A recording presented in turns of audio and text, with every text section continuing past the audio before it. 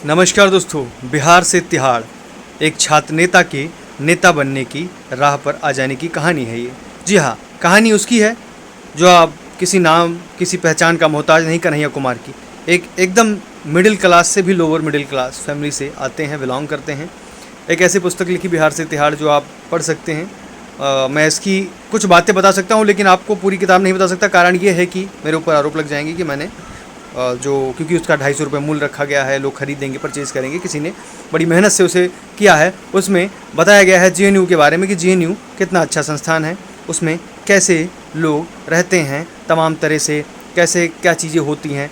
तिहाड़ जो जेल गए वहाँ की स्टोरी बताई है, गांव से कैसे, जैसे कि बताया कि गांव में उनके बारिश होती थी, शहर में बारिशों में लोगों को नहाते हुए देखा तो उनको लगा यार गांव में बारिशों में लोग दुखी हो जाते थे क्योंकि जो घर पे खाना बनाने के लिए प्रयोग होने वाली लकड़ियाँ थीं, वो जो जलावन थे वो सब भीग जाते थे, घर टपकने लगता था, खुशी नहीं दुख का माहौल हो जाता था बारिश के दिनों में गाँव में। लेकिन दिल्ली में लगा कि बारिश खुशी के लिए भी हो सकता है, लोग खुशी भी बारिश के लिए मना सकते हैं। जैसे कि दिल्ली में लोग को बारिश में अच्छे से खुश होकर नहाते हुए देखा।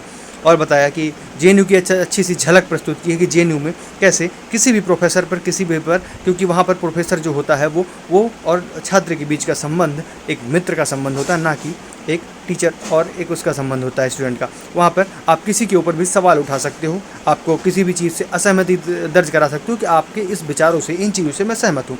तमाम विचारधाराओं के लोग, तमाम तरह की चीज़ें वहाँ पर जानने को मिलती हैं। तमाम विचारधाराओं के तमाम जो है छात्रवादी संगठन वहाँ पर सक्रिय हैं, उनके बारे में आपको वहाँ जानने को मिलेगा। एक बहुत अच्छी तरीके से बहुत चीज़ों को दिया है। और मुद्दों की राजनीति करने वाले कन्हैया कुमार, कम्युनिस्टवादी सोच कही जाती है उनकी, अक्सर कई चीज़ें बताया है। अक्सर वो मोदी के बारे में बुरा भला भी कहते हैं। बुरा भला मतलब कुछ अपशब्द का प्रयोग वो नहीं जल्दी करते, और कुछ समय पर उन्होंने जैसे ललन टॉप में कहा कि मोदी की ये चीज़ें मुझे पसंद आई।